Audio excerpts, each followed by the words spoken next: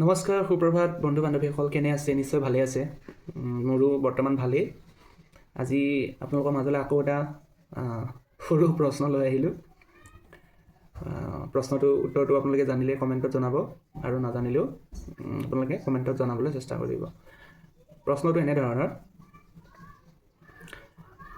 পূব দিশৰ পৰা পশ্চিম দিশলৈ ঘণ্টাত 100 কিলোমিটাৰ বেগত বতাহ বলি আছে। মহাত্মা গান্ধী পশ্চিম দিশৰ পৰা পূব দিশলৈ খোজকাঢ়ি আহি আছে। এতিয়া প্ৰশ্নটো হ'ল যে ইমান জোৰেৰে বতাহ বলিছে পূব দিশৰ পৰা পশ্চিম দিশলৈ। এতিয়া আপোনালোকে জনাব লাগে যে মহাত্মা গান্ধীৰ চুলিকেইডাল কোনটো দিশত উৰি থাকিব। গতিকে আপোনালোকে জনাওক কমেণ্টত, নিশ্চয় সকলোৱে পাৰিব। আৰু পেজটো ভাল লাগিলে ফ'ল' কৰিব আৰু ছাপোৰ্ট কৰিব। ধন্যবাদ।